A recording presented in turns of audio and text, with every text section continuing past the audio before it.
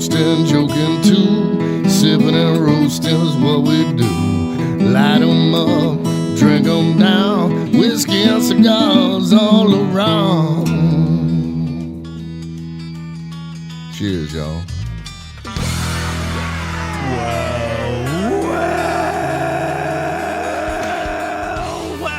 That sounds like a party just about to start, ladies and gentlemen. Welcome, ladies and gentlemen, to this fine radio program, podcast, and video extravaganza known internationally as the world-famous Smokin' and Toastin'. Our program is all about craft beer, fine spirits, and hand-rolled cigars. You are joining us for a couple hours of discussion about some of those things, some sampling of some of those things, and probably something about Nicolas Cage. So welcome. So you might have wanted to laugh at me a minute ago, but my cup actually does have a leak on the bottom. Okay, well, I know you've always complained about your cups having that leak in the top. That's the evaporative qualities of whatever you're drinking. No, mine does too. I don't know what happened. Maybe the cups got squished at some point. I don't know.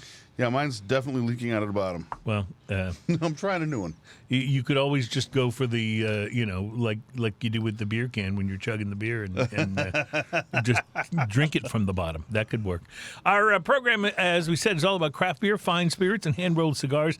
Today we're going to be getting into the difference between Tennessee whiskey and, I know you think I'm going to say Kentucky whiskey, but no, Irish whiskey, the difference between those.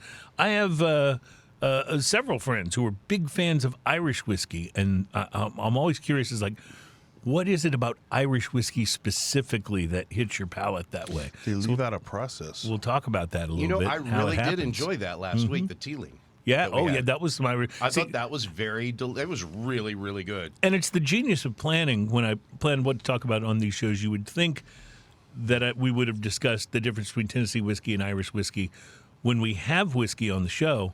But today we have tequila. So it's just, we end up doing this quite often, by the way. When we have a show about whiskey, we'll be drinking rum or... Cross-pollination is how I like to refer to it, which sounds a lot sexier than it is. We will be trying some tequila from Casa, Mexico. It's an Anejo tequila, and it's, as you can tell if you've looked at the bottle, I've done the necessary preparation. The plastic has been cleared from There will be no plastic cuts. And you'll notice that the neck of this bottle has also been cleared, which will help with spillage. Ian's already had a problem with spillage today, and so I don't want to complicate My that innies further. are outies at some point. We'll get to that. We'll also be tasting some beers from North Richland Hills, Texas, and False Idol Brewing Company. We'll be trying their Crispy by Nature Pilsner. I love the name of that false you'll see Idol Brewing. The can when we get to it. Crispy by Nature. It's the same font as Naughty by Nature, the 80s and 90s rap group. Yeah. So we'll be looking forward to that. Crispy by Nature. What was the line? My father was a street corner. Yeah. I mean, go on. I still remember that skit on In Living Color, and Terry will probably know this, but it was Jim Carrey, and he was playing like this horrible evangelist guy, and he was like, "Are you down with OPP? Old perverted preachers." So I don't know why I remember that, but that sounds amazing. Jim Carrey was amazing on that show, and then he started making movies and ruining it. But that's a whole other.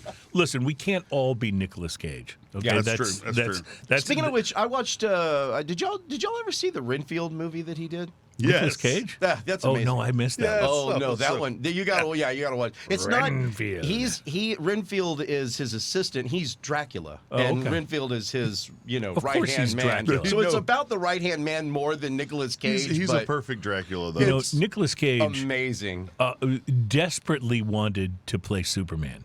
And no one has ever allowed him to play Superman. See. And that, I think, can be the plot line of the next, intolerable weight of massive talent or whatever the name of it. Unbearable weight of massive that could be one of those shows about making shows like Tropic Thunder or now the new Anaconda with Jack Black and Paul Rudd about making a movie. Yeah, it needs to be a movie about him playing Superman. Wait, wasn't Anaconda a movie with It Ice Cube. was Ice Cube. and they're Yes. like remaking it or something Well, like that. and it's not a bad and idea. it's a comedy. It's not a bad idea because the original Anaconda had very early CGI, and you can make better this is- Anacondas than that on your home computer now. You can, but this is more of a comedy On your because phone. Yeah, that's the problem. And I think that's what it is. I think in the movie the idea is they're going to remake it, but then it's just about them making the movie. It's not really a remake of Anaconda. You gotta wonder if the animators who worked, I'm sure, really hard on that with the technology that existed at the time,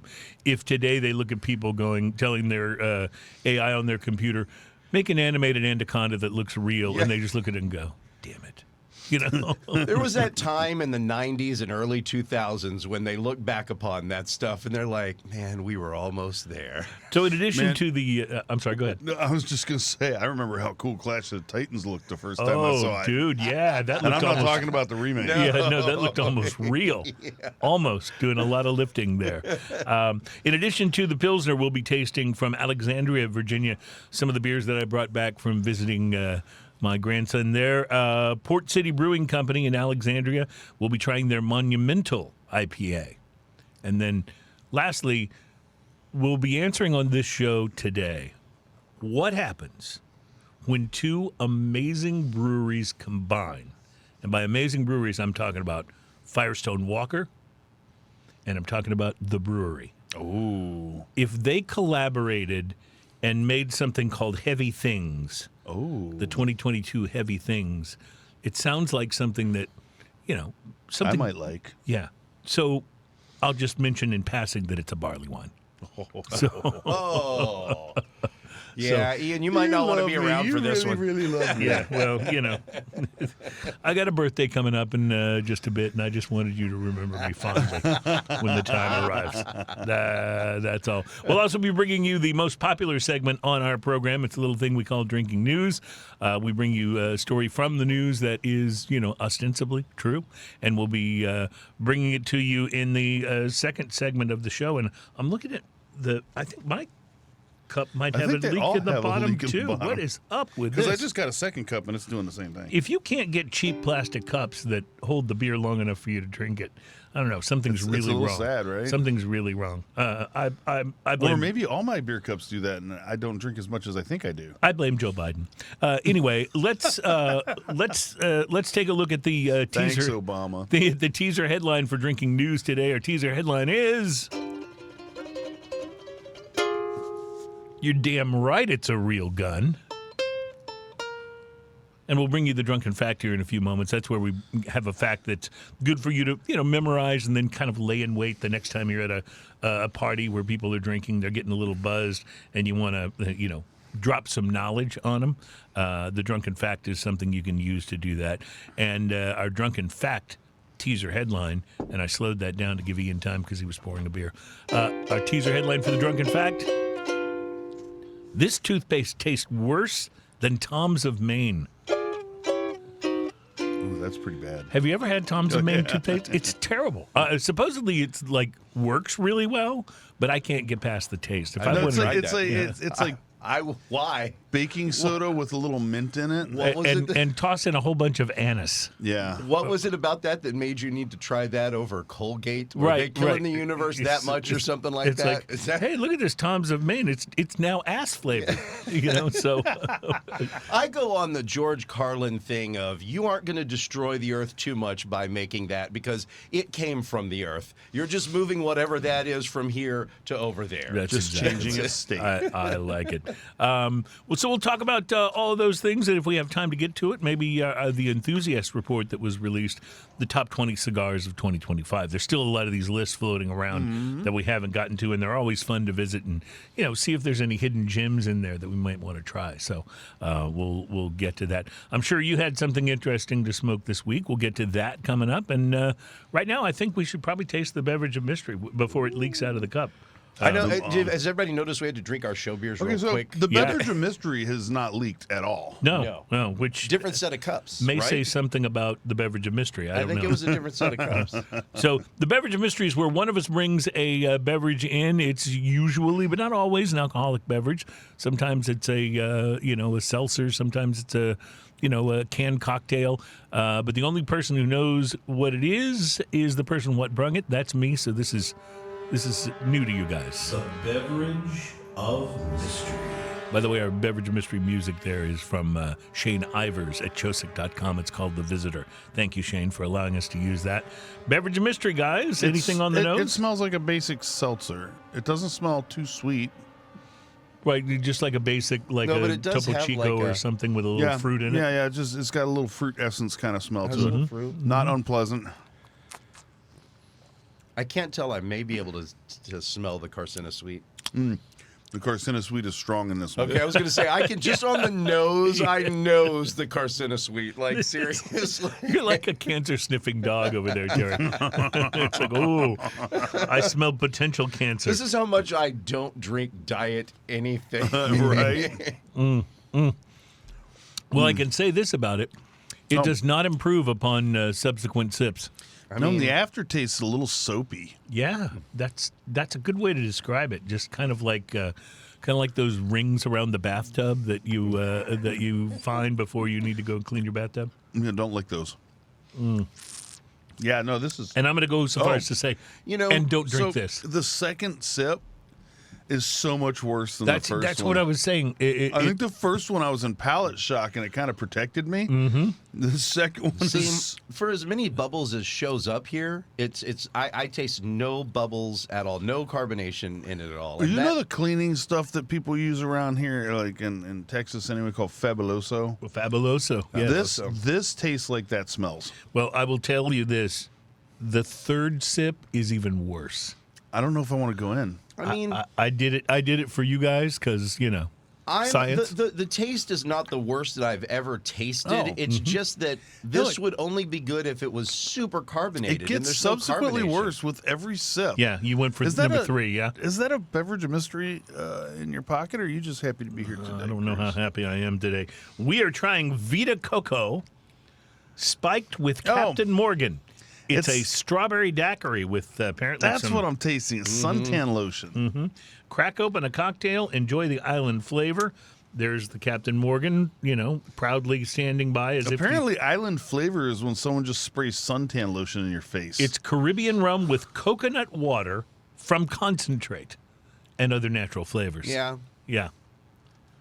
They should have concentrated on making it taste good. The thing is this tastes just like any one of those bad drinks that you drink, all the coconut waters or the flavored waters or any of that stuff that's just not even alcoholic. Does somebody actually taste this stuff to okay it? That's what I was thinking, that, and we've talked about this before, there had to be a meeting where they sat around the table, the shareholders or whoever had to approve the ongoing release of this beverage at either Captain Morgan or Vita Coco or both, and they sat around the table and they sipped this and they said, yeah, let's go with that one. Makes you wonder about the ones that they rejected. Ooh. How bad were they? Or were they the good ones? Well, maybe. I don't know. So it's This a is weird not a thing, good right? So this says Caribbean rum Yeah. with coconut water, and then at the top it says contains beverage alcohol. See, I didn't taste a lot of alcohol, but I feel like that's made for people that drink coconut water all the time. This is vile. So I'm wondering if beverage alcohol is a nice way of saying this is that weird wine stuff that everyone uses. Could very well Can you be. buy No. this at the grocery store? Where did you get this? I got it at Spec, so I'm not sure. But, It's hard to tell. Beverage but it alcohol. does say it does say it has rum in it. It says Caribbean rum, but at the top it says contains beverage alcohol. I love that beverage alcohol. Yeah, well, that's certainly better Beverage than alcohol. solid alcohol. That's it's like trying to make something sound a little nicer than it is. Like that guy's a petroleum transfer engineer. He pumps gas. I mean, Let's carry that with us into the next segment. It's Smoking a Toast, and thank you guys for joining us.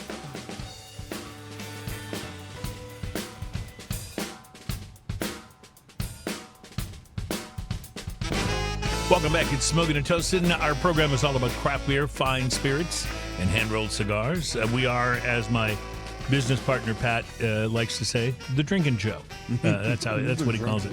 He's been a guest on here a number of times in the past, and always manages to say something completely non sequitur and unrelated, which makes him a fun guest. It's sort of like he's our own Nicolas Cage, really. Is how we Pat comes. is how we think Pat of comes him. out of left field sometimes, Yeah. and I love that about him. Yeah, it's one of his most endearing qualities. Speaking of endearing things, we love to pass along to you the drunken fact. Could endear you to many people at the next party you go to, or it could make them think you're kind of a wise ass. Either way, we'll make it work. But Terry, why don't you go ahead and introduce us to the drunken fact? And now it's time for another Smoking and Toasting Drunken Fact. Okay, we're gonna have to just do that again. All right, there you go. Now I can continue. Halfway done fanfares. Half fanfare is no fanfare. I can't work like that. Our drunken fact, an actual true fact. We know it's true because we got it from the internet. Our drunken fact: before the invention of toothpaste, wealthy citizens in ancient Rome used to brush their teeth with powdered mouse brains. Hold on a second. Yeah.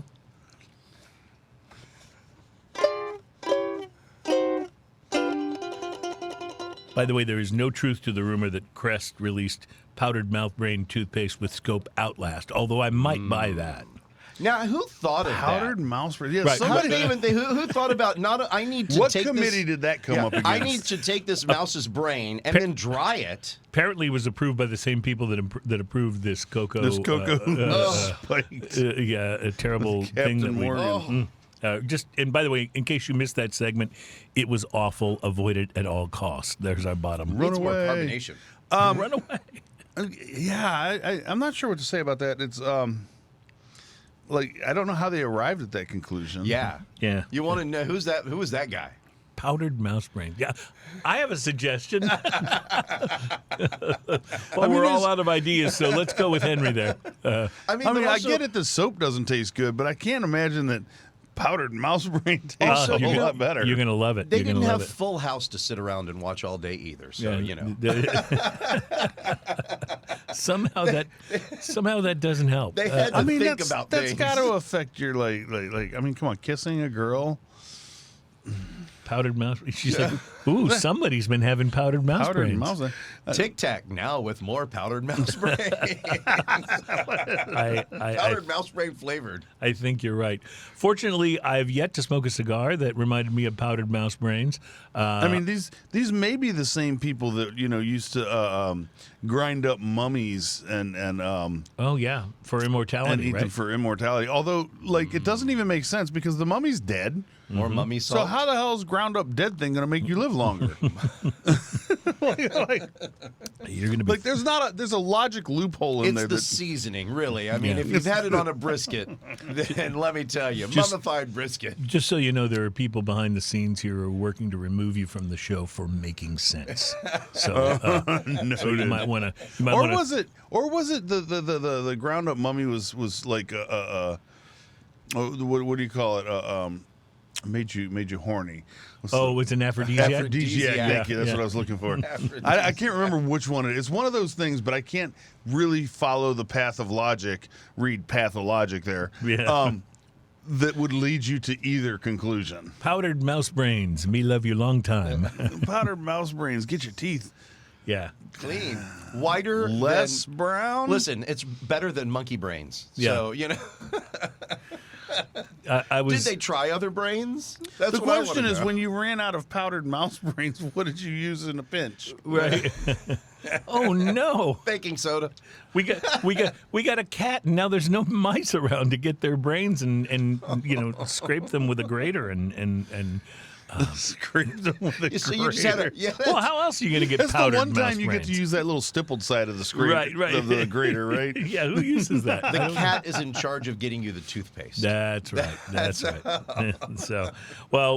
So even without a Nicolas Cage reference, this segment of the show went completely Oh off my the God, rails. it did. I was going to ask Ian about the cigar that he had this week. Then you said powdered mouse brain. Clearly, It doesn't even compare to powdered mouse clearly, brains. powdered mouse brains are much more important. Well, but I will say that this is really a testament to the what this segment is for. So when you're at a party Yeah. and you say something like that, that's a Right. conversation Sure, starter right absolutely. there. And That's it's a also- conversation starter. It's also the name of my next band, Powdered Mouse Brains. It also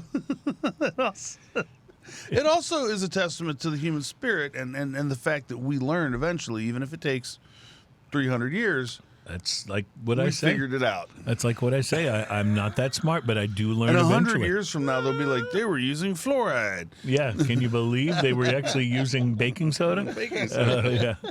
All right, so I guess this is Yeah. a pertinent time to bring this segment to a close, and maybe we'll get serious in the next segment.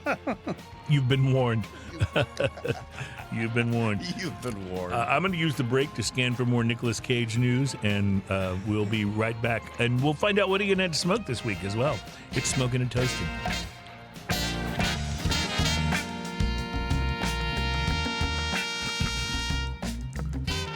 Welcome back. It's Smoking and Toasting. Our program is all about craft beer, fine spirits, and hand-rolled cigars. It's show number 470, which puts us, I believe, about halfway to 500. That's true. That's true. So, if I'm not mistaken.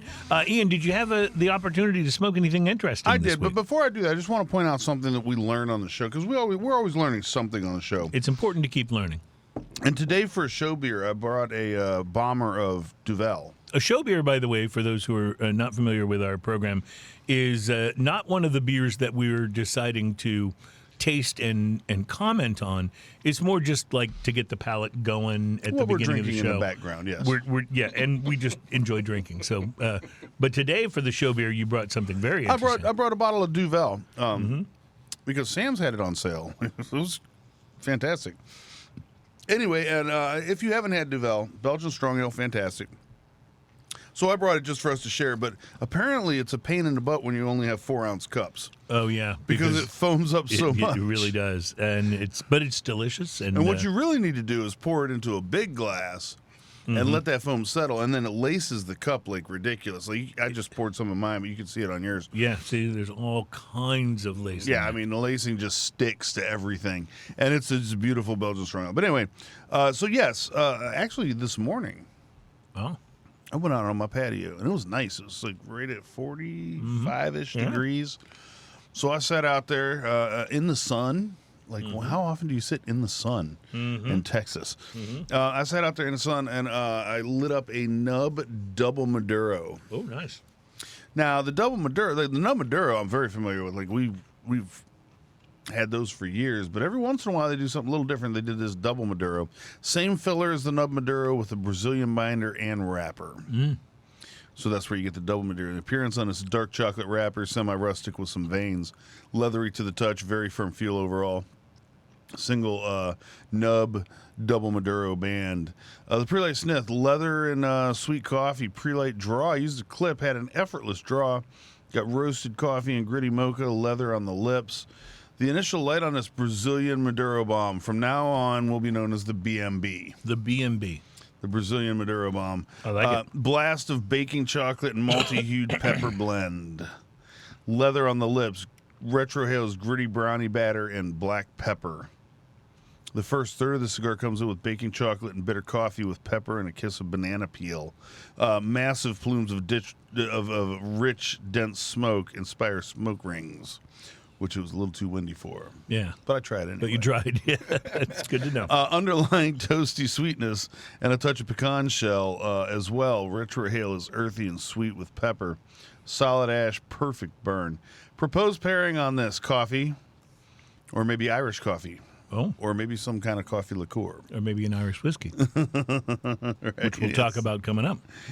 Or wild turkey. Like, it's got to be big, it's got to be sweet, and it's got to be a little outrageous for for this to cut through, because it's a big, like, this is I would say it's full, like at the beginning at least, a full flavored.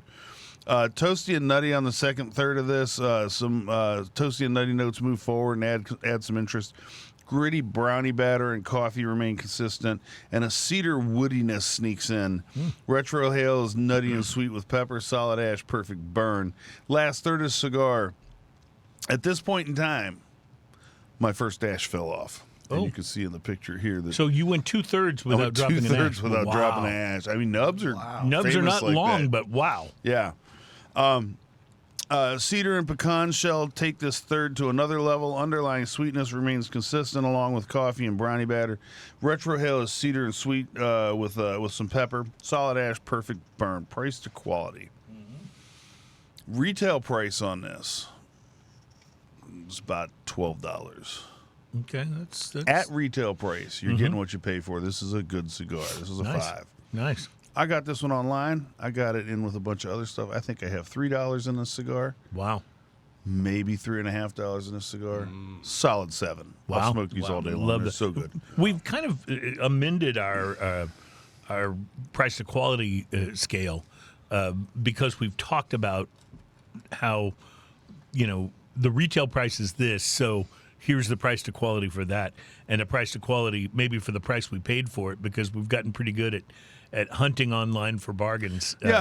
So my cigar shopping online is like, I'm gonna buy stuff that I generally know is really good, and wow, that's a good deal. Mm-hmm. Okay, if I'm buying some very specific stuff, sometimes they don't always have sales on that stuff, so you just got to go to a shop and buy it, and that's fine too. I like to support the locals, and it's just going to be more expensive. So I think the price that you get the cigar at has a huge effect on how much you enjoy that cigar. I mean, when someone gives you a cigar, it makes you happy instantly. Oh, that's right. And it's got to be pretty awful for you to not go, that was great. Right? Yeah, absolutely. Well, I smoked a cigar that I found online this week, and I was so excited when I saw the name of the cigar that I didn't even bother to look at what the tobacco was in it. I just ordered it. And I smoked it this week. It is the Serie Toro in the line of cigars called League of Fat Bastards. Oh, yeah. Yeah, love the name. Probably the coolest name for a cigar line ever. But these guys didn't just come up with a cool name. They also took on an oft-neglected cause, men's mental health. But they don't just draw attention to it. They put their money where their mouths are on the cigar by pledging 40% of their profits back to men's mental health charities and initiatives, which I think is really cool. For the cigars themselves, they worked with the fine people at Joya de Nicaragua and the Serie, which just came out a little over a year ago. It's designed to be fuller bodied than their original line, the Serie L, and it's targeted to more experienced cigar fans. Blenders used a Mexican San Andres Oscuro wrapper atop a Dominican binder and long filler from Nicaragua, and it's both from the Condega and Jalapa regions. It's a nice looking stick too, as you can see in the picture here, box pressed and inviting. So I used a V-cut would be very strange. And I started to check out the Serie. You're just excited about Bad Bunny winning last night. That and the fact that it's called League of Fat Bastards. The pre-light was all pretty mild. I didn't quite get the deep earth I was expecting from Nicaraguan tobacco, but I did pick up a bit of a leafy, yard raking in the fall kind of a vibe from it. When it was lit, though, the League of Fat Bastards Serie Toro came to life. It didn't hit me with a Nicaraguan pepper blast right off the bat, but it swirled lots of earth and some leather on the palate for the first few puffs, and then about the fourth or fifth puff, here came the pepper. Black pepper, tingly tongue, happy palate, at least for me. I like spicy cigars. And that's probably the best one-word review I could give this cigar. It was spicy. Second, third, leather, hint of citrus, and a continuation of the tangy pepper kept things interesting. I was a little surprised that I wasn't getting more dank earth, considering the Nicaraguan fillers, but there was just a touch of that note beneath the other ones that I mentioned. Final third, some cocoa, more leather and pepper, and the pepper seemed to move toward more of a white pepper note than the original black pepper I'd been getting almost since the very beginning. Construction was top-notch. No relights, no burn issues, and perfect draw. Suggested pairing, a nice down-the-center bourbon, in my case, Eagle Rare. which kind of sets the standard for that style in my That's a good particular bourbon. opinion. Overall, I would like to have had more of that chocolate and earth that I normally associate with San Andres wrappers and Nicaraguan fillers, but this cigar charted its own course, and the journey was a really great one. The League of Fat Bastards Serie Toro is a $13 to $14 cigar, although I got this one for less, and I'd say it just makes it to a 5 on the price to quality scale at full price. Find it for less, though, and this is well worth your time, especially if medium to full is kind of your sweet spot the way it is for me. So price to quality, 5 or more if you find them for under 13 a stick. And just to mention, as Ian likes to do, the price to quality scale, it's a 1 to 10 scale, but 5 means you got what you paid Right. for. So if I say it's a 5 at full price, then it's worth $13 a stick. Interesting note. I reviewed this back in December, and there's Found totally different stuff than what I right. found. No, there's a lot of similarities in what we said. I also used a V. I got some leather on the lips. I got a lot of the leather notes you were talking about, and I got the spicy, especially at the second third of this.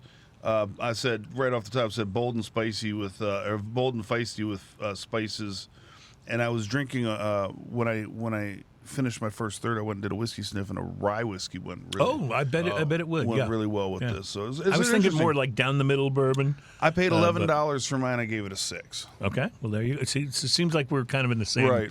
ballpark there. Well, let's try tasting something else here. We've got a beer that we are very interested in. It comes from False Idol Brewing Company. It is called Crispy by Nature. It's a Pilsner. That sounded very crisp, I have to say. That was a very But I crisp just want to opening. show, while you're setting out the cups, I just want to show the camera the Crispy by Nature with the Scully cap there. I mean, that is, if I'm not mistaken, that is the Naughty by Nature font from OPP. And they had one other song. What was their other song? Do you remember, Terry? Oh gosh, no. I mean, they had a number of you're songs, right, but they had there that were one two. was their other. OPP They was had the big Ghetto one. Bastard. Yeah, I heard that one. They had that's not the one I was thinking of. They had one let's more that see. kind of. oh, they had kinda another sorta big hit. Yeah. Yeah. I'm trying to remember. It's what happens when you get old. You drink more beer and you forget more things. It's just a kind Hip hop hooray. Hip hop That's hooray! it. Oh, Hip hop hooray. hey. Oh. Yeah. That was actually my favorite era of hip hop, when it was kind of fun, you know? Yes, When yes. there was like it was kind of party. It was very hip-hop. fun. See, there's the thing is that I see a lot of rock and roll and parallels in hip hop when as opposed to when it started out, it was fun. It was just about partying. It was just about drinking and bikinis and stuff like that. Just like David Lee Roth intended. Yeah. But as we've gone through the years, both of them have changed. Rock took that real sour turn where everybody was just mad at their Yeah, parents yeah, and sure, stuff, and yeah. it was like, I don't want to hear about you being I mad think at your that's called parents. emo, right? Yeah, I want to hear about parties that Well, I am that officially. David Lee Roth is at. I'm officially now changing the name of this show from The Difference Between Tennessee Whiskey and Irish Whiskey to White Guys Talk About Hip Hop. That ought to land us a whole bunch of a views. lot better, yes. Yeah, that ought to work. Yes. So, Crispy by Nature, Ian, this is from a brewery from North Richland Hills, which I believe is in the Dallas area. And Yes, I'm wondering Did if you you try yours yet? have you tasted this. No, I have not. Well, Well, it smells like a Pilsner. It gives off that I'll Pilsner go ahead vibe. and say it's brilliant. Really? Oh, that's so cool. We've talked a lot about the state of the beer industry right now. And it really does remind me of the post-cigar boom of the 90s. You guys can remember when cigar smoking became like really super hip in the 90s. Yeah. And a lot of people started smoking cigars that had not smoked before. There was a run on tobacco. A lot of things got, less interesting. But what happened is after the boom sort of settled, we were left with more companies really working to put out really great cigars than what we'd had before. And I kind of feel that same way about, there are breweries closing, there are lots of, negative things happening in the brewery space. And yet, what we're left with as the dust settles is a lot more excellent breweries where we find hidden gems like Crispy by Nature Pilsner. I'll tell you what this makes me think of immediately. We used to have we have a brewery here in Houston called Karbach. Yes. And Karbach came up really big and strong in the Houston area, and everybody in Houston loved it. And then Then they got because bought. of that, AB InBev bought it, and they had a Pilsner they had a lager called Sympathy for the Lager. It was brilliant. That they immediately stopped making. Yeah, which crazy. This 'cause that was reminds me so of that. good. This Why is would you do that? so malty up? Well, they already have a lager. Yeah, that was Ian's. Ian's theory was that the AB InBev had plenty of lagers. Yeah, but I mean, wouldn't you have bought a craft brewery so that you could expand and maybe hit that extra market that doesn't want that? Maybe they just but AB'd. AB InBev. Maybe they just Yeah. AB'd a Bud Light against it and Yeah. went, "Oh, this is going to put us to shame. Let's put it out of business." I don't mean, know. that's the only thing I can think of. They were like, we Have your already have a hands lager. in more than one place, but you're right. I mean, I'd have doubled what they down. push. I'd Yeah.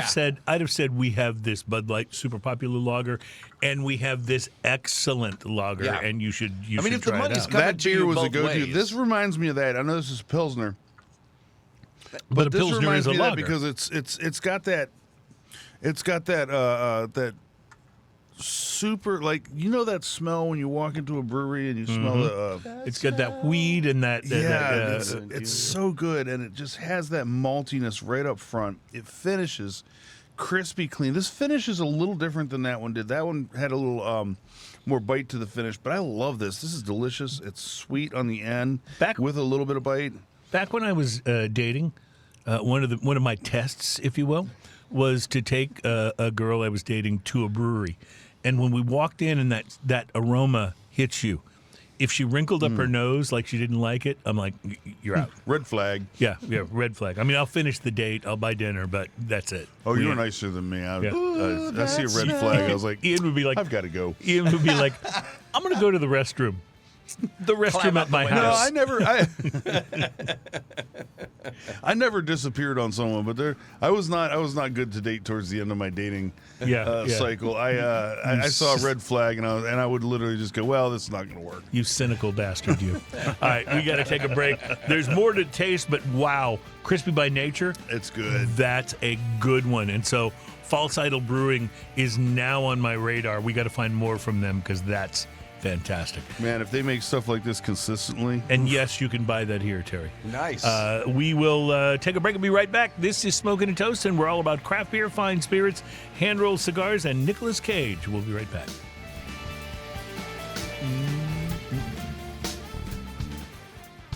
Oh, yeah. Don't forget to open the beer. Oh, I missed the... Welcome back. It's Smoking and Toasting. I love how we, like, on purpose, struggle with the cap a little bit just to make it more sound I effective. came up with a name with it during one episode. It's called Engagement Drama. Engagement drama. You're I like engaging that. the beer, and you have to dramatize it a little bit to make it... right. but 'Cause that's some how people- sound effects are. But some people aren't watching the show; they're listening to it That's on right. radio or on podcast, right? So it's important that they get the feel, that moment that the beer is opened and excitement fills the room. Yeah. When you hear that first click, it starts to get your ears ready. So he gets you a little few Absolutely. clicks there to make sure you're Absolutely. ready for that Pavlovian effect. So if you've been Hey, to a, just so you know, I practice that like did at you? home. yeah, Yeah. You know, I want to make sure that I nail it every time I'm here. it's kind of like, we talk about emptying the neck of the bottle, for OSHA safety Yes. requirements. It's important to do preparation for a show like this. Yes. And the preparation that we like most is smoking the cigars and drinking the beer and spirits. Yes. That's Yes, the part of yes. the preparation that we enjoy Yes. the very most. If you're someone who's into spirits and you like to visit, great bars, and this is kind of a Whiskey 101 segment, which is not to be confused, by the way, with Reserve 101, which is a great place to drink whiskey that's close to my house. That is true. But Whiskey 101, looking at the differences from an article on Tasting Table, which is a great website, about Tennessee whiskey and Irish whiskey. I mean, you almost can't go to a bar that doesn't have Jameson or Jack Daniels, right? So there's an example of Irish whiskey and Tennessee whiskey. But the reality is these are two very different spirits, to the point where you can tell one from the other based solely on taste. And I don't know, like when we started the show, if I could have, done that. Go, oh, that's Irish whiskey. That's yeah, but I right. definitely feel like I could now. So what do you actually taste when you take a sip? According to the fine folks at Tasting Table, for Tennessee whiskey, there's a deeper and more full-bodied flavor with notes of caramel, oak, and vanilla. Irish whiskey, they say, on the other hand, almost always a bit sweeter. yeah, too, I is think. smoother and mellower with lighter notes of white fruit, honey, and vanilla. This is why Irish whiskey is actually considered one of the best options for beginners, which makes sense. I hadn't really thought of that before, but it is a very palatable whiskey. I mean, you think about the I could see Teeling that we I could had see on that last Teeling week's show. last week. Oh, yeah. Very, very accessible. But pick up any bottle of Jameson. crushable whiskey. There ain't nothing wrong with Jameson. No. This is primarily, by the way, the difference in the flavor profiles primarily is due to the type of grain that's used. Tennessee whiskey is made from has to be at least 51% corn, alongside a mix of other cereal grains like wheat, rye, and malted barley. Many popular Tennessee whiskeys also contain a higher percentage of corn than 51 in their mash bill, meaning they tend to be a little bit sweeter. And meanwhile, the foundation of Irish whiskey is malted barley, or as they say in Ireland, malted barley, through some variations that also... Did that land? Yes. Oh, No, okay. This is well done. Good, yeah. Not like I've heard that from Irish friends.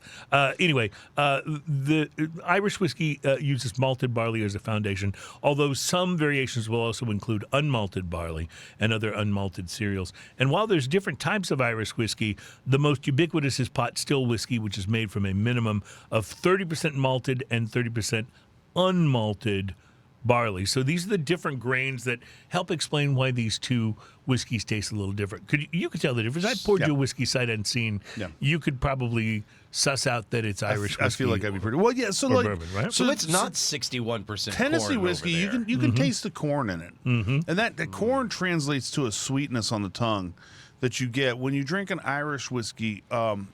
It's a little closer to, like, because of the barley profile, it's a little closer to what you get when you sip a Scotch a lot of times. They say what makes Tennessee whiskey, though, unique is what happens after the fermentation and distillation process as it goes through a special charcoal filtration process known as the Lincoln County process, which sounds kind of like a, election watch organization of some sort.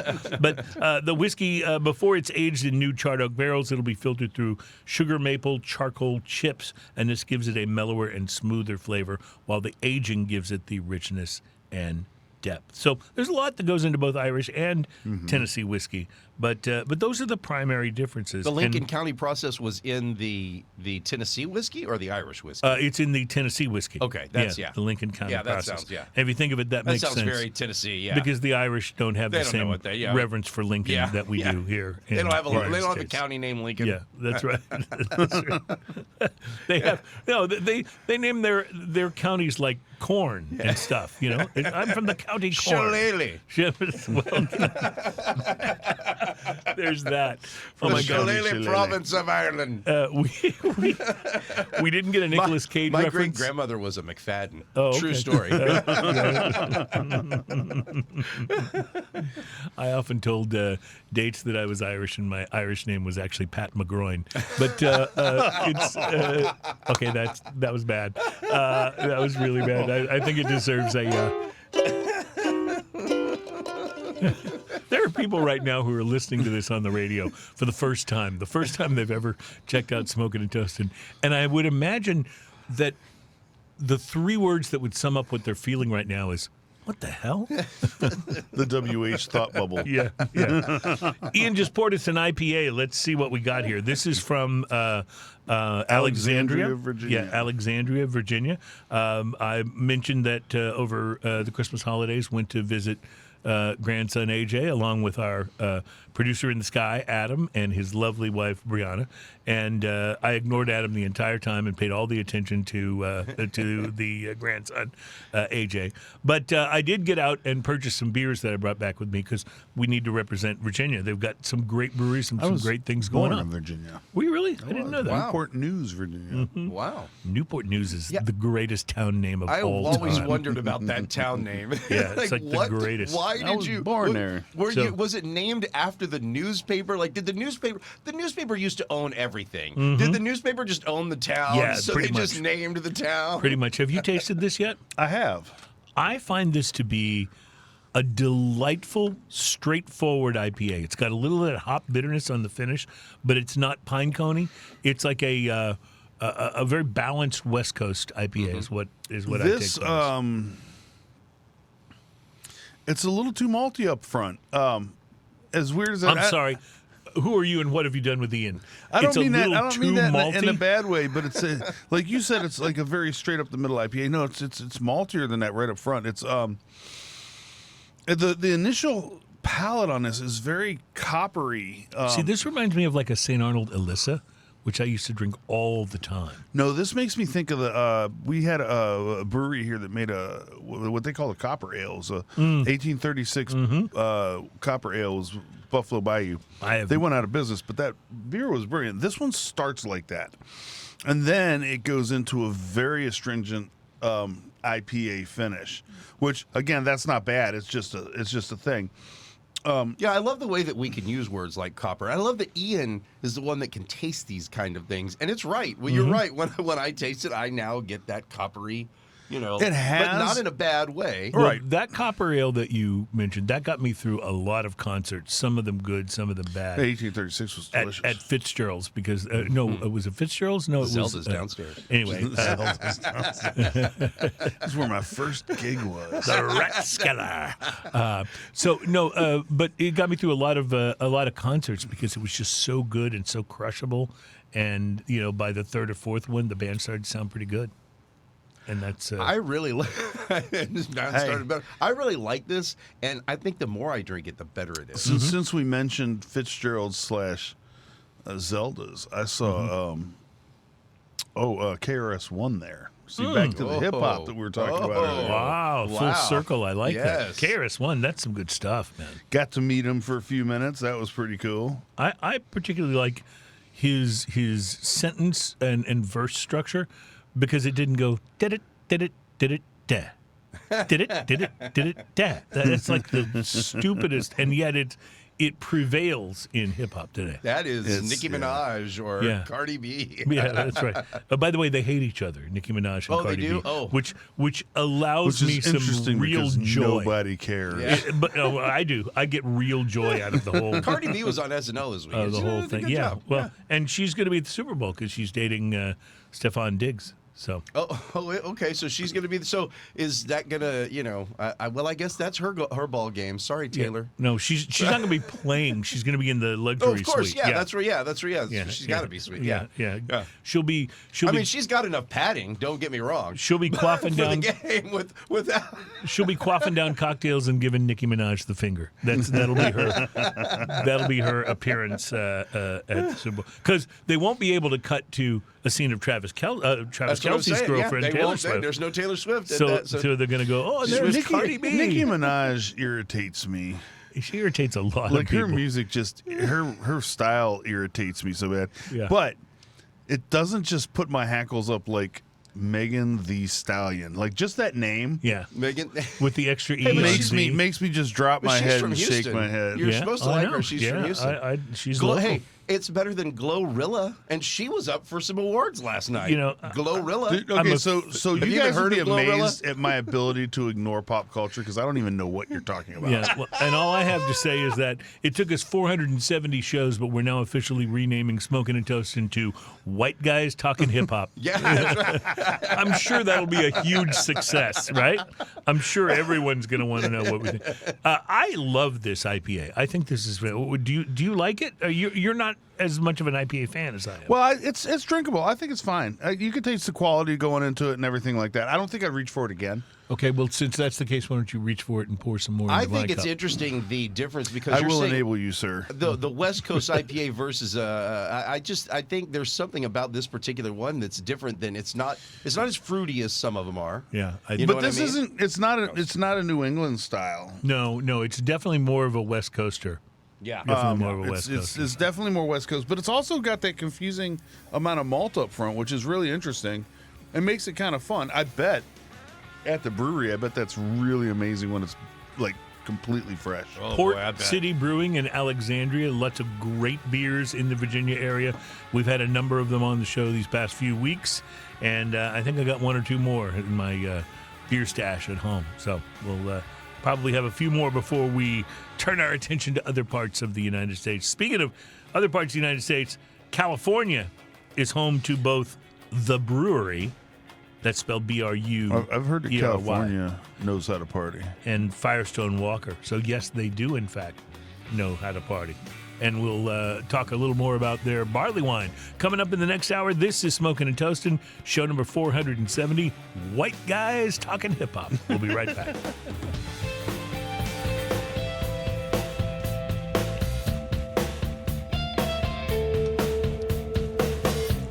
Welcome back at Smoking and Toasting. Our program is all about craft beer, fine spirits, and hand-rolled cigars. And speaking of craft beer and fine spirits, I am proud to announce that now that we are, solidly into February, that dry January is dead. Oh, I loved that they did that on Saturday Night Live, and they literally did that joke as minutes ago it ended. Right. And then took a drink. Yeah. Well, apparently, dry January was not the big hit that the anti-drinking folks wanted to tell you that it was. Nobody cares you wear. Americans Nobody cares you wear. are drinking less alcohol overall, but they did not take the entire month of January off in big in big numbers. And apparently, part of it you can relate more to the economy than you can relate it to people not wanting to drink, because apparently one of the things that kind of went unnoticed in the whole people are drinking less, bars are less crowded type of thing is that more and more people are buying the liquor and drinking it at home. So that's and by the way, I've always done that. So it didn't affect the bars. That's something COVID taught us, huh? Well, yeah, it did affect the bars to some degree because if I buy a bottle and take it home, I'm probably spending a little less than I would have spent at the bar. So it's gonna affect. Plus, there's also that concept of you're at the bar, you've had a couple, you're thinking, okay, I should probably wrap it up and go home, and then Ian walks in, and suddenly you're drinking for the next 3 hours. It happens. I'm just saying. Then you do a little thing we like to call time travel. Some people call blacking out. Yes, that's right. I prefer time travel. It suits me. Those points in time when you're in the bar and you reach this sublime state of knowing where you pretty much know everything and talk a lot about it. You call that the knowing, right? Right, yes. It's called the knowing. Now, it's unfortunate because right past the knowing, and if you just overshoot it by the smallest amount, you end up going into a place called the forgetting. Is there a place called the throwing up? Yes, there is. And by the way, the dictionary definition of friend is someone who will hold your hair back while you're throwing up. That's the dictionary definition. Oh, see? That's pretty friend. nice. Yeah. Yeah. That's how you know. 20-year-old me that had a lot of hair would have really appreciated See, it. exactly. Right. Exactly. Yeah. And I'll admit, I did most of my throwing up in my 20s and early 30s. Yeah, exactly. Yeah. Yeah. It was There was a proportionately learning curve. proportionately higher. Yeah, I did a lot more slamming and less sipping back then. So Yeah, I feel like that contributes to the throwing up. I've done much, much better since I got to a point in my life where I just don't do shots. yeah, exactly. It's just slamming. Well, this year we had Dr. Oz in the first thing that I've enjoyed hearing him say in like years, because it wasn't that he was trying to sell me some supplement online. He actually came out. He is, the guy that the government has appointed to tell us about these things. He says some level of drink is fine, as long as you're not doing it for breakfast. Okay, wait a minute. I was with you until that. I have questions. Yeah? Yeah, why breakfast? I mean, what if I did all of my drinking just at breakfast and none of the rest of the day? Mm-hmm. Is that okay? I mean, if I only had 3 beers a week and they were all at breakfast, would that be different than me having 3 beers in the evening? I mean, what if you get off work at 6 a.m.? Right. Yeah, exactly. And what if that's your nighttime? Yeah. I agree. And I use all of those from time to time as excuses for why I am drinking at breakfast. Dude, I'm going to tell you, since we've started recording this show in the morning, before we started recording this show in the morning, you could count the number of times that I would have any alcoholic beverage. Yeah, before noon? Before, say, 3 or 4 o'clock in the afternoon for the most part. Yeah. You could count them on 2 fingers for every year. Wow. And that was a camping trip that I go on every year, and another event So what you're saying is Yeah, that we other have, open event that would just happen. Something with would the same happen. group of Yeah. people. what you're saying then is that we have kind of bespoiled you. Yes. Yes. Day drinking. I find that so hard to believe that we could possibly be responsible for Ian's drinking patterns. I don't. If it makes I you don't buy feel it. better, we didn't start the tequila till 12:02 today. In fairness, this afternoon. Whoa! when tequila is this good, you should drink it early. Did you? Holy cow! Oh wow. It's unassuming with its simple name, Casa Mexico, but it's an añejo tequila that goes down smooth and It wonderful. has almost a Grand Marnier kind of ness wow. to it. I hadn't thought of that, but you're right. Yeah. There's like an orange, like a huge orange, candied orange zest, orange thing going on there. And this is not a super expensive bottle. I want to say it was under $40 Oh wow. for the añejo, which is pretty good. But what I find interesting about it is I would love to try to make margaritas with this because you might not have to add the orange liqueur. Yeah. So much orange in here. Yeah. And Like, vanilla absolutely crazy. and butter. I get the vanilla too. Yeah, the butter's good. Vanilla. They didn't go too far out of their way to come up with a name. Mm-hmm. It's called Casa Mexico. Which, by the way, is Spanish for Casa Mexico. Oh, Yeah. yeah. Yeah. Good. Yes. I'm glad you put that together. Our founder, Don Buccio, I think in English is actually Mexico. was born Casa. in They Mexico switch and things raised in Don. Los Angeles. Has been his lifelong dream to create a tequila that captures the true spirit of Mexican culture. As Casa Mexico Tequila continues to embrace this passion behind those traditions. The response has been overwhelming, attracting both beloved entertainer Mario Lopez to our familia, now through a shared commitment rooted in traditional Mexican culture. I was with them until they called Mario Lopez a beloved entertainer. These three men have worked tirelessly to bring this authentic, smooth tequila. Oh no, It is smooth. they said smooth. Yeah. When It I is, think though. of Mexico, I think of Mario Lopez. Yeah, of course. That's They exactly said what I smooth. think Now of. I gotta go. No, I'm not even gonna do it. Anyway, Does he know that he has his name on that bottle? That's amazing. That's just like they randomly compare. It's like they Nah, I just think he was probably involved. throw yeah, him he's in there. involved. Yeah. Is this his tequila? Yeah, apparently so. Or Okay. he's one of the tequila. So- in so fairness, like, there's a lot of celebs that have it done says, tequila. Saved did by I the skip Bell. a line here? Because you guys missed one, I think. The Okay. response behind these, the response has been overwhelming, attracting both beloved entertainer Mario Lopez to our familia. Oh, no, I skipped a line. Mario Lopez and boxing legend Oscar De La Hoya. Okay. Oh, well, all De La right. Hoya. Yeah. So that's the three people. I was wondering why it said three people. I just skipped the line. Apparently, I blocked Okay. Oscar out of my brain. Yeah, Well, you that's got all to right. Mario Lopez, and then all of a sudden that got Things confusing. were hard to see You were after Saved that. by the Bells. You were wondering where, And- Zach and Slater, or he was Slater. Zach was, right, right, yeah. I got to tell you that Oscar De La Hoya, that's Yeah. a pretty impressive name, and it calls to mind the old question: who would win in a fight, Batman or the Hulk? I mean, And who would win in a fight, Oscar De La Hoya or Conor McGregor? Oh. These are questions that are best contemplated when you're sipping some of this tequila. So maybe you'll have an answer for me by I wasn't hired to think that hard. the end of the show. I thought you were going to say Oscar De La Hoya or Mario Lopez. Oh well, I think we know that one. I think we I know feel like that Mario Lopez is probably a really fun guy, though. You know, and I feel after- like from what I've seen of him, he's actually a really fun guy. one. And after the Grammys, Did you guys? I'm pretty convinced that Bad Bunny could kick all of their asses. That's my take on the whole thing. I like me some Bad Bunny. He comes across like he's just like, I'm just here to like have a good time. Yeah. Like stop piling all this stuff on me. He didn't I seem just like he wanna expected party. to win. Yeah, I love it. He's and you know, the Super Bowl, of course, is this weekend. Yeah. We'll get to. Oh, I'm sorry. Accounting, could you cut a check to the NFL? That's right, please? yeah. I said the NFL. words. I said the words SB. Yeah. I don't want to say it again because anyway, the Bad Bunny performance. I'm looking forward to it. Like The I Bad won't, Bunny performance is this weekend. I won't understand a word of what he says, but I have a feeling I will enjoy it. You'll know it's cool. Yeah, because he's cool. That's just my take. A lot of people don't. I have a like Super Bowl party to go to on Sunday. So Do you really? Yeah. Yeah. Is it like really like football oriented? Is it big? Yeah, on yeah. Everyone will be yelling at the screen. Okay. I saw that's some fun. friends that were getting together, and they were just calling it the Bad Bunny Bowl.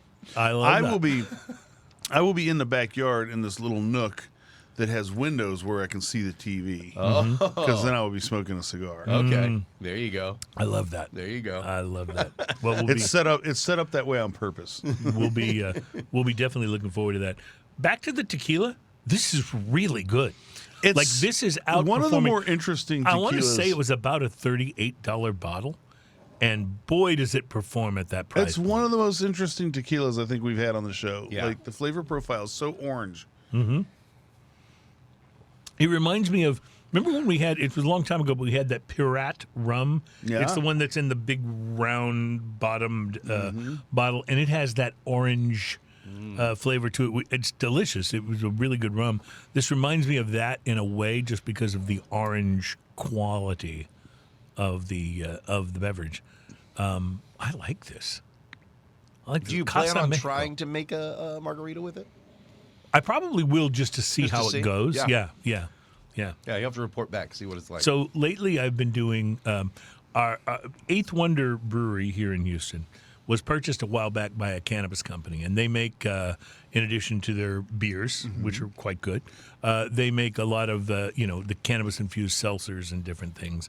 And because I've been trying not to drink alcohol every day like I used to, I bought some of their agave style spirit with THC in it, and I've made some margaritas with that, and it doesn't taste exactly like a margarita. Is it good? Does it put you on full tilt? It's totally good for those times when you want to. Now, is it an actual spirit itself, or is it just THC? It comes in a bottle. It's kind of like a hazy And it has looking alcohol in spirit. it? Has no alcohol. Oh, no alcohol. Okay. But it's an agave type. Okay. You know, Okay. I don't think it's actually agave, but it's an agave type, and it doesn't taste exactly like a margarita. It's pretty good. Beverage alcohol. Beverage. Yes, Beverage we learned that. agave type. We learned that. Beverage alcohol. We learned that in the first segment. But back to beverage alcohol from Casa may Mexico. inspire engagement drama. Engagement drama. I had some of that with my first wife. It was kind of a sad situation, actually. But hey, like I always say, I'm not that bright, but I do learn eventually. Yeah. You know, whether it's Clear Channel or ex-wives, they all fall into that same category. Amen. This is the orangest tequila I've ever had. It really is. Like, the more that you sip it, the more the orange kind of gets There's on a your lot palate. of vanilla and other stuff in there, but the orange is very orange. Mm-hmm.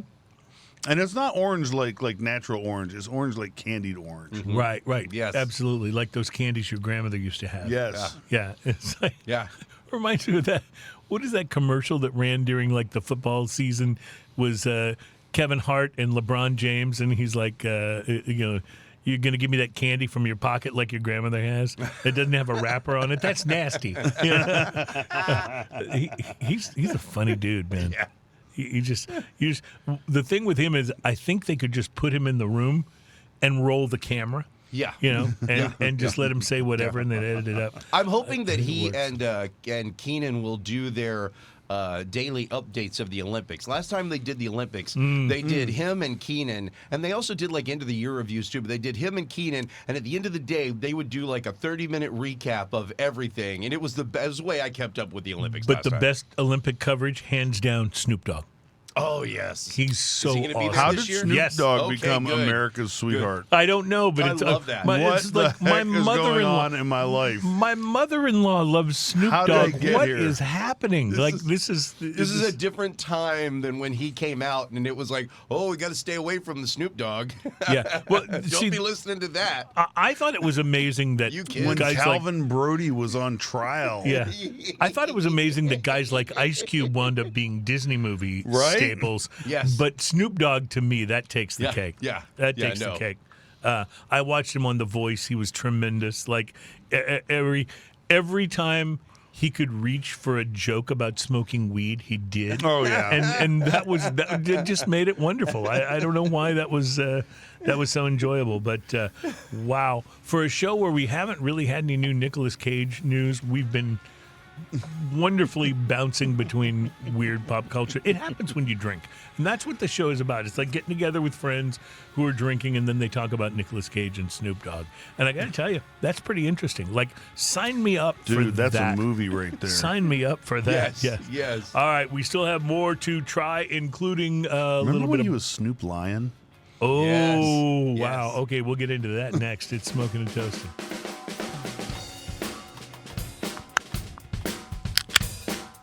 Welcome back. That's another show beer he's opening there. It's Smoking and Toasting. Our show is all about craft beer, fine spirits, hand-rolled cigars, sometimes Nicolas Cage, and today Snoop. Snoop Dogg, Snoop Lion. in 2012, announced he was adopting the new stage name. I asked Grok, by the way, just so you know. And after it sent me several naked photos of people, it gave me this. It gave me this explanation. He announced he was adopting the new stage name Snoop Lion after, and I just love this. This is actually what it says. I'm not making this up. A transformative trip to Jamaica. I know plenty of people who've taken a transformative trip to Jamaica. I've never been there myself. Anyway, during his visit, he experienced what he described as a spiritual rebirth, connected deeply with Rastafarian culture, and was rechristened Snoop Lion by a Rastafarian priest in a temple. He explained that the priest looked him in the eye and declared something along the lines of, "You are the light. You are the lion, man." Tying into Rastafarian symbolism like Lion of Judah. And the name change aligned with his shift to making reggae music, but that didn't last. The phase was temporary. By around 2015, he largely returned to using Snoop Dogg for his main projects, and has stuck with that ever since, although he has used other aliases, including DJ Snoopadelic and Snoopzilla for particular releases. So there you go. That's the info on Snoop Lion. I know you were wondering from the last segment, so I didn't want to leave you, without some clarification there. So that's the way it is. Well, I would transform my name just to enjoy more of this wonderful tequila that is so orangey that it's just like. If we say your name with a Spanish accent, Cruz becomes Cruz. Which is why I prefer the Spanish accent version. Yes, well, it definitely has yeah. a little more sexy to it. So and sexy is important. Sexy is important, especially as you get older. You have to fight the aging and all of those things, and it's hard being sexy when you're older. It is. I can tell you from firsthand experience. Sounds like you're actually bringing sexy back. Well, that's been my goal. Yeah, that's how I felt about it. I thought I was starting didn't to see, I didn't see JT at the Grammys. No, he's kind of laying low because he's been getting a lot of bad press lately. Has he? Bieber was there. Yeah, Bieber was there. Bieber's always there. Yeah. Yeah. Didn't Bieber come out in just like boxer shorts? I don't. perform? Well, I don't know. I didn't see the actual performance on that one. So I think maybe he performed did. in boxer shorts. Maybe he did. That's a brave man. I was. Yeah. Because when you're dancing, sometimes the flap opens up and You better put some Velcro on that. accidental exposure. No. You have to understand, that was on CBS. Unless my TV had a problem last night, they were cutting out so many things that, let me tell you, it was there was not going to be a Janet nipple in there at all. Yeah, no, and even Bad Bunny, got to still say his piece, which I thought was cool. He did. Upset a few people in government, but it was cool. He made it short. Yeah, exactly. The Davidoff people, speaking of people who I have to spend money to every time I say their name, that's the Swiss company that make the Zodiac calendar-inspired cigars, a common trend in the industry. They're releasing their newest cigars, the 2026 version of the Year of the Horse. This is the 15th consecutive year that Davidoff has created limited edition cigars for its Zodiac series, and the second time that they've released a Year of the Horse cigar because we had Year of the Horse in 2013. Oh, So apparently it's horse again. are we running out of animals? Apparently, Well, there's only so many animals, right? Yeah, They yeah. only use like 12 animals. come on, they should widen that out. I want to buy the cigar that's named for the year of the duck-billed platypus. Because that's the coolest animal there is. Those are pretty wild, right? I saw the robot chicken where it was just God sitting there with a bunch of leftover parts and then just slapped it together. Yeah, and go, that's exactly. All right. Exactly it on how it down. happened. Yeah. The cigars use an Ecuadorian wrapper over Ecuadorian binders and 3 Dominican fillers. Davidoff says the combined age of the tobacco used is 43 years. So that's a kind of a big deal. And Placentia Cigars has added a short size to 2 of their lines, Reserva Original and the Almafuerte Colorado. Both cigars are part of what Placentia is calling the Short Smokes collection, and they're already shipping to retailers. You know, short smokes are, like, it's good to have short smokes in your humidor because sometimes maybe you've smoked a cigar, you're not quite ready to call it a day. You want just a little more, but you don't want another whole cigar. Plus, it's good. We used to call them dog walkers. Yeah. You know, you take them out when you were walking the dog, and you would get to smoke most of the whole thing. But anyway, the cigars from Placentia, Reserva Original, Corona Corta. It's 3 7/8 inches by 48 ring gauge. Suggested retail price of $7.99 each. So Yeah, on the small cigars, sometimes they get so small that they don't really smoke properly. Mm-hmm. But I found some Olivas recently that even the smallest one is cigarello size, and it smokes great. So have you ever gotten cigars like the little ones that come in a tin that look kind of like, those fancy cigarettes? That's that what I'm talking people have about. in the tin? Okay. Yeah, and some of those are pretty good, right? Some of them are not. Yeah.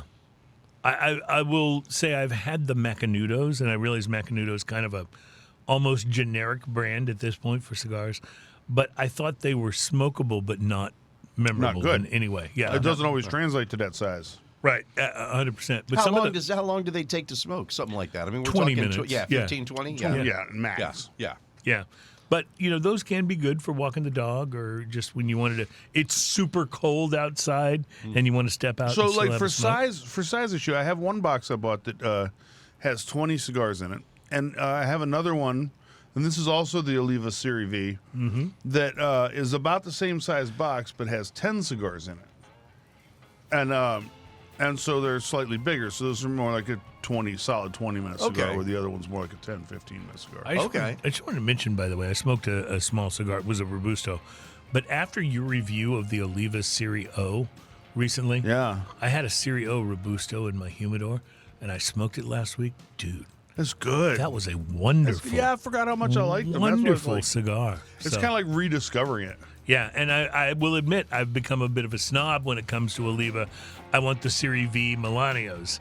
But boy, that Serie O, that's worth smoking, I'm telling Man, you. I'll So still smoke any of the Serie V, I- but especially the Maduros. we will take a break. We'll come back and we'll smoke up some drinking news for you.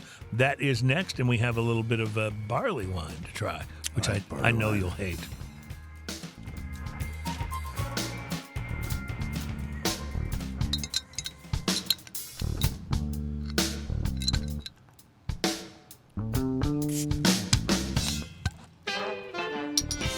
In this world of most beer being in cans these days, we've had 2 bottles to open today, Yeah? not including the Duvel. So that's pretty cool. Thank you. True. All right.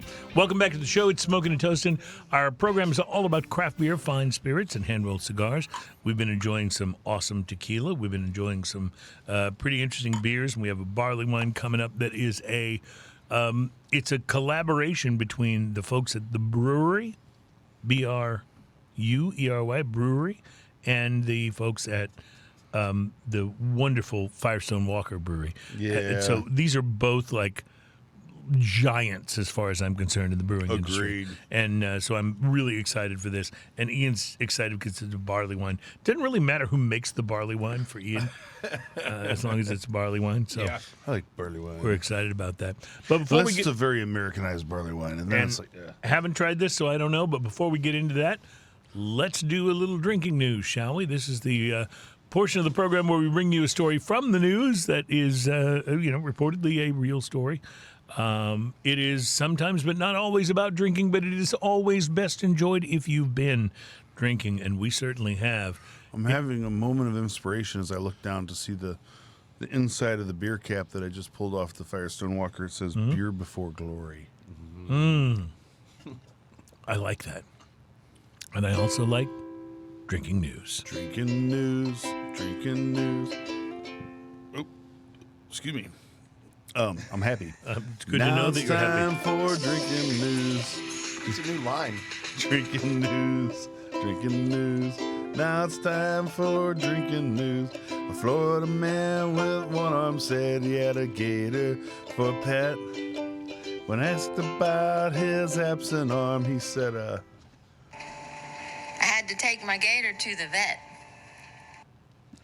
drinking news. Drinking news. Now it's time for drinking news. Cheers, y'all. I just love that so much, by the way. I really do.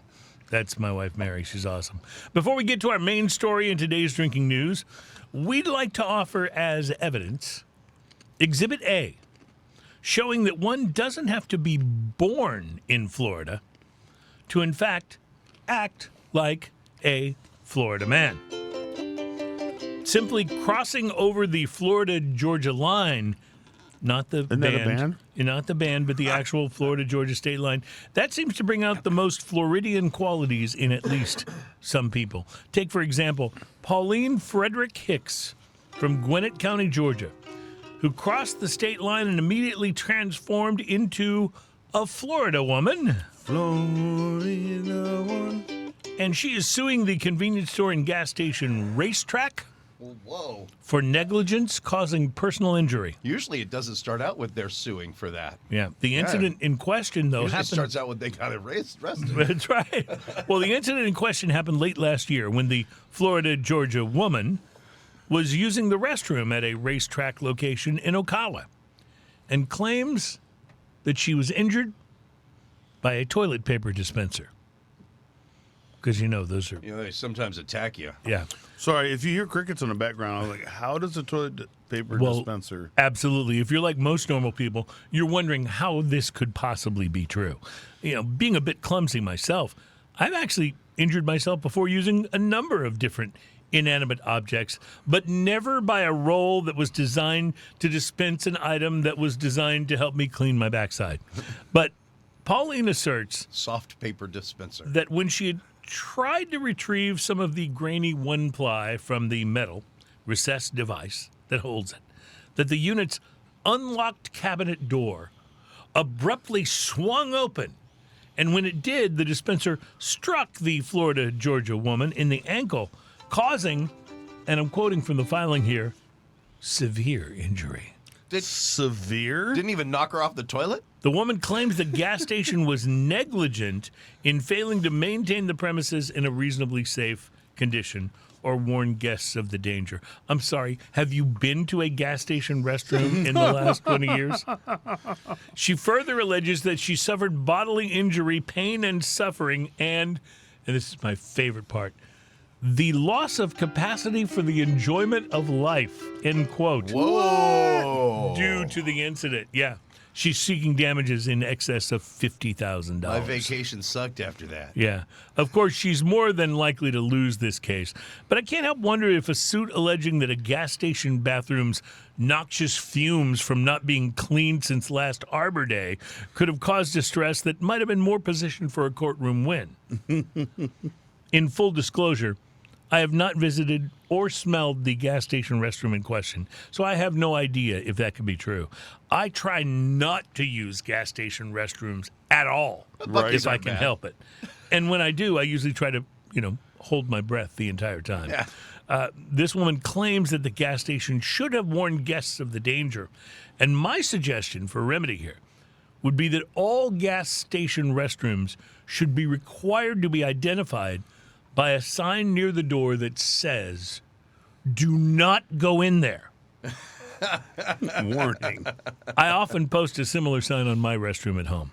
But our main story in today's drinking news. But wait a second, that's so crazy, really. So she's suing for that, and Yeah. she's suing because they were negligent and not warning. It's not because they just left the thing unlocked and she accident. There's so many things wrong. You would think that it was because they left it unlocked and it was unsafe. Yeah, well, Wow, she's not going to win that. this is a woman who People are amazing. Wow. This is a woman who waits to use the restroom until she gets to a gas station. Yeah. So that should tell you all that you need to know. See, that's the problem. Like, if you're in Florida, you have those issues. Here in Texas, we have Buc-ee's. Buc-ee's. That's right. We have good, clean restrooms. That's right. Buc-ee's, I swear to God, if you go into the restroom and like you're standing at the urinal or you're washing your hands, you look around, there's guys with like towels and rags standing around the restroom waiting to clean it up from whatever mess you leave it in. It's amazing how they do it. Good. Buc-ee's is good. Good barbecue, too. But And then we have- the and barbecue sandwiches, dude. Oh, dude, have you had the breakfast sandwich with brisket? Oh, it's the best. Like, yeah. I've actually planned road trips just so I could stop at Buc-ee's. Yeah, see, and I'm get angered that there's no centrally located Buc-ee's here in Houston. It's all outskirts Oh, yeah, they're and all, far they're away. all in the outskirts, yeah. But our main story in today's drinking news takes us far from Florida, and in fact, all the way across the ocean to Berlin. I don't think they have a Buc-ee's in Berlin. The incident took place several years ago, but it provides a cautionary tale to the hard of hearing if someone with this condition should try their hand at a criminal enterprise. In our story, one Klaus Schmidt, a German man, decided to take his handgun with him and improve his financial status by robbing a bank. Oh. The incident proceeded much like a standard bank robbery until the teller, from which he had demanded a large sum of money, asked him, and quite helpfully, I might add, if he needed a bag. The would-be robber responded by saying, "You're damn right it's a real gun." The quick-witted bank employee immediately realized that Schmidt was deaf and could not hear what he'd been asked. So naturally, they sounded the alarm, which police, were notified, and Schmidt was none the wiser. The silent alarm. Didn't have to be To silent. make him feel better. Yeah, it didn't have to be silent. That's amazing. What makes this story even more amusing is that Schmidt later sued the bank for apparently abusing his disability. Oh, yes. Good luck with that one. America. The American way. America. No, this was in Germany. Oh, in fairness. Germany, Yeah, Germany. Now, as many of you already know, in addition to drinking stuff and smoking stuff to talk about on this show, and in addition to my fascination with Nicolas Cage, it's also true that I moonlight from time to time as something of an amateur poet.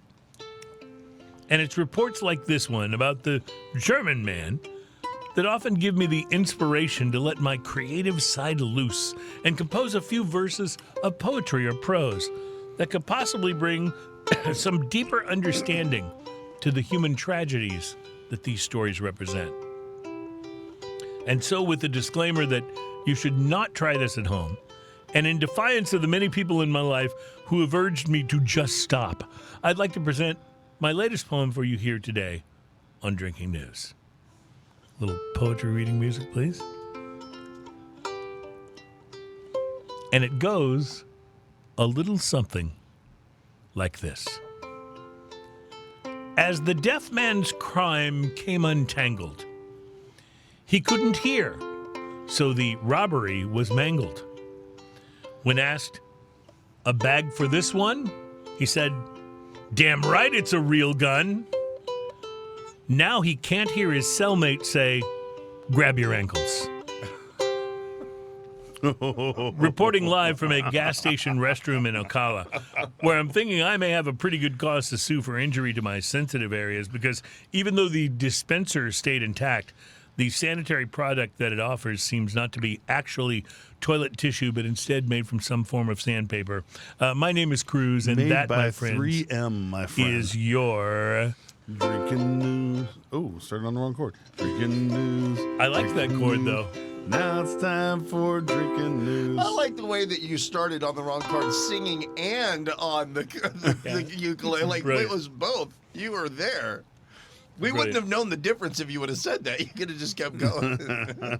Yeah, we actually have no idea what we're doing here. So, you can, if you do the wrong thing, you can just keep going. You never know what we're going to do next because we don't either. All right. So one of the things I do know, though, is we're going to try this barley wine. It's called the 2022 Heavy Things Vintage. It's barley wine ale aged in brandy barrels. It says number 1 on here. I don't know what that means. But it's from Firestone Walker and the Bruery, both like major breweries that we are huge fans of. Ian, I can tell by your cup that you're sampling. Your research has already begun. This is the first year of it, I'm assuming. That's why it's a number 1. I love this. That is really good. Wow. It's so good. There's so much like Yeah.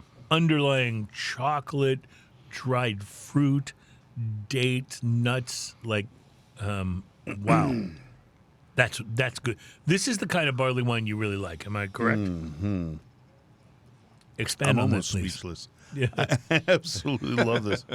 The deep, like dark fruit undertones, the date, the raisin kind of parts of it, the overall heaviness of it. I love the aged in brandy barrels. Now, I like barley wine that's not aged in brandy barrels, but this is wonderful. I'm glad they and did this it. is not an American style barley wine. It no, doesn't have that. not at all. This is a straight up barley wine. Yeah, and I'm guessing this is probably what, like 7-8%. It's a little more than that. Yeah. This has do you want to try a little? Just go up a little bit. 10. You actually double it. 10%. 15. This is 16.5. 16.5% ABV. Holy moly. Wow. Wow. Yeah. That's enough to get like Dwayne Johnson drunk. Speaking of mole, this is not that different. Yeah? And its mouthfeel even. It's a pretty big, ridiculous mouthfeel. Well, it is, but you can get a sense of the brandy. It is super the brandy sweet. kegs that it was stored in. Yes, the brandy, especially on the retro hail. You take a sip of this, and then just gently breathe out of your nose, and you get all that brandy The deliciousness. brandy is strong with this one. I love this style. This to me makes me very happy. And you might think to yourself, well, this is a bottle that you would have for sharing. Mm-hmm. Well, this is a bottle that you would have for sharing. By that, I take it to mean you would not do this bottle for sharing. I would, I'd be I brought fine. this bottle, and I am sharing it. I'd just like to point that You out. know, I can give you that though. It is just a regular size bottle instead of one of the giant bombers. So I could see Ian easily taking I mean, that I'm one just saying, for if I had himself. more than one of those at the house, I might, Yeah. I might say this is my one of these for the evening. Yeah. The brewery, And then I'd probably step it back to something that's just a simple, like 8 to 10%. yeah, of course. I'd yeah. be fine with it, you know? Back. The brewery and Firestone Walker, both amazingly successful and amazingly reputable. Or maybe breweries. on that night I just have 2 beers, and this is one of them, and then I've got a 120-minute IPA. How do you think that call went? Like when somebody from Firestone Walker called the brewery or vice versa and said, hey, guys, we were thinking of collaborating on a barley wine. Oh, dude, no, it went like this. Bring. Hello? Hello, this is from the brewery. We were wondering if you want to do a collaboration. Hell yeah. Dude. Yeah, that was it.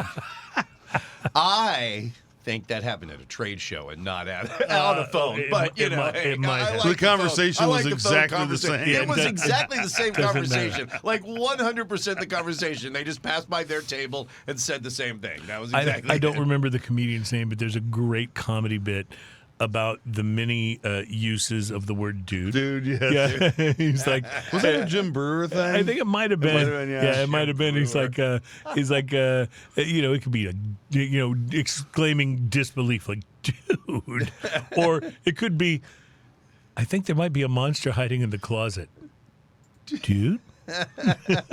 Or sorrow. Dude. Right. It just has so many layers to it. One word, so many meanings. And It's they like, say the English language has no subtlety. yeah. Well, they're wrong. Because about that's that. all about inflection. There's another word that works in everything too. Yeah. I don't think we're allowed to I say don't it think we're right allowed to here. say that on the radio. The only thing that makes me miss the old days of podcasting only. All right. Is listening to Chris Hart cuss? Yeah, that's right.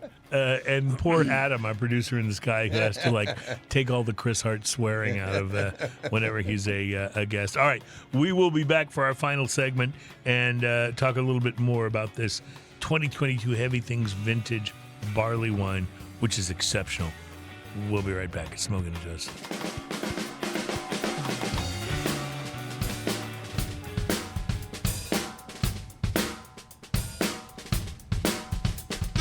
I had to take my gator to the vet. I just needed to hear that again. It's just does my soul good.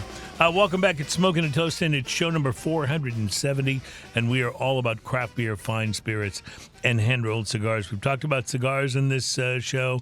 We've enjoyed some good spirit action from this tequila, from this Casa, Mexico. Not an inventive name, but a very, very good tequila. Yeah, it's And quite then- nice. And then we went to two of our favorite breweries, Firestone Walker and the Bruery, who collaborated on Heavy Things. That's the German for the 2022 brewery, by the way. Yeah. Oh, good to know. Good to know. Ian, as barley wines go, and you've had a few of them here on the show, where would you rate this one? Is this one of the better ones? Is it This is on one the of the upper best ones echelons? I've had. Really? It's so good. Yeah.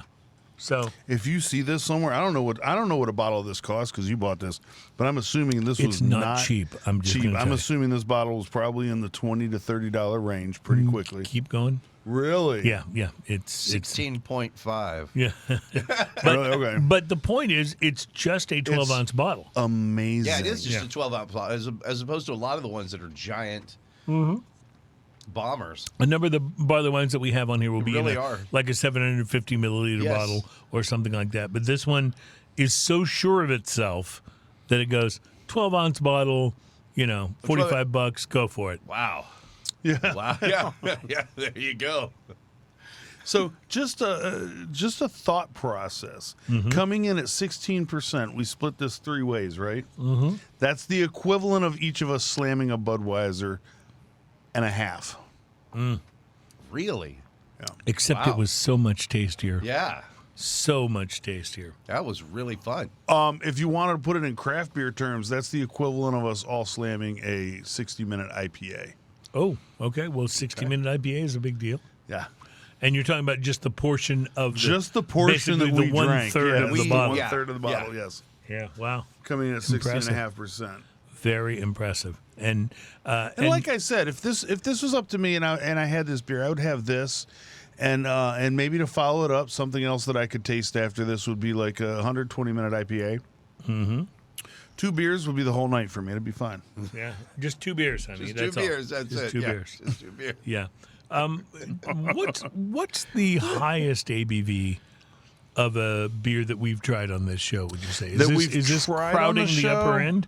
Yeah, well, we've had the 120-minute IPA, which it depends on the year, but it comes in at 18 a lot of times, Okay. 18%. Yep. Yeah, I was going to say we did something that was 18, 19 Yeah. once that I remember, and that was. But as I high had Usually, a, though, we're more in the 6-7 range.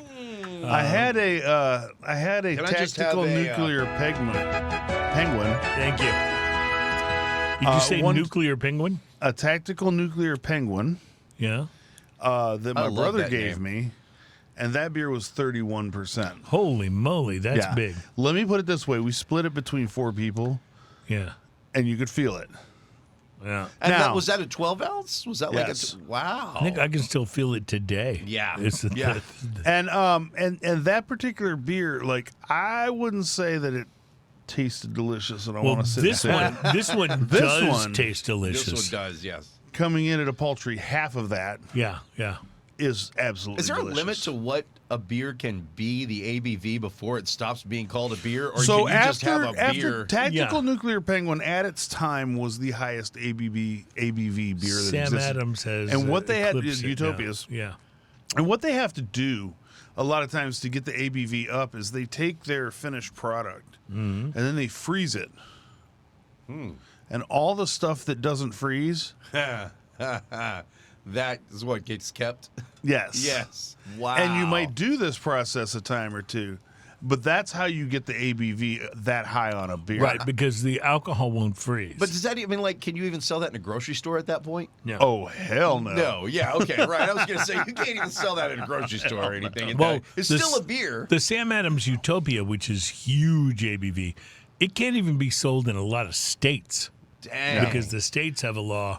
Because of Yeah, the beer. that's what I was the beer wondering. factor of it, right? 'Cause That's it's the beer. exactly what I was wondering. Was where is the And limit? I don't know what the before- state. I don't know what the state laws are like in Oklahoma right now, or if they changed them. But like Oklahoma used to be like, if you called it a beer, it could only be 3.5% Yeah, or something like that. 3.2 And beer. so even like if you bought a Budweiser or Bud Yes. Light, it was not only the flavor of Budweiser or Bud Light, but even less alcohol, which Yes, made it particularly special. Yes. Having lived in Oklahoma City, I'm sorry, and having spent some time there doing like gigs in like different clubs and stuff, I can tell you that the lower ABV concept for their beers does nothing to prevent people getting drunk. They just drink No. more. No, they just absolutely drink not. more Yes. of the beers. Yes. So it's almost like it's a conspiracy from the breweries to get you to buy more beer. Yeah, I don't understand why. Yeah, I'm that's sure they're even a not thing. charging less for a six pack. Oh no, No, of course yeah, not.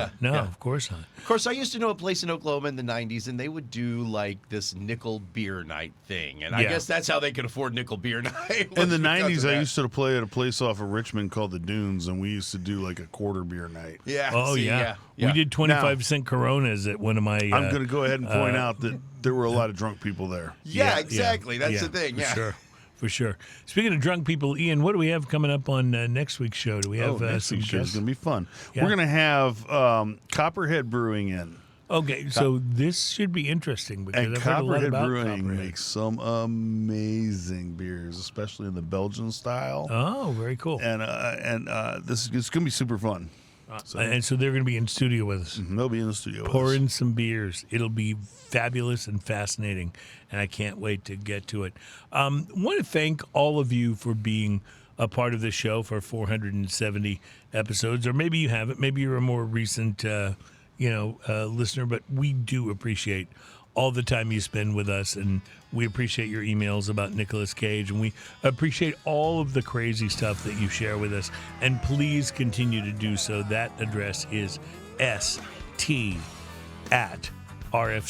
st@rfcmedia.com. Just send us whatever you want to send us. Insults for Ian, whatever you got. Whatever it is, I'm here for it. Yeah, lay it on I'll us. read it. If you got criticisms for me, I'll read We it. appreciate it. So excited about next week's show. That's going to be fun. It's going to be fun. It's going to be a good All right. time. Thank you guys for joining us and for enjoying all of this with us. Thanks to Terry and thanks to Adam in the Sky. Have a wonderful week, my friends, and we will speak to you next time on Smoking and Toasting. Cheers, y'all. Cheers, Cheers, y'all. Just another one, I think I'm in love.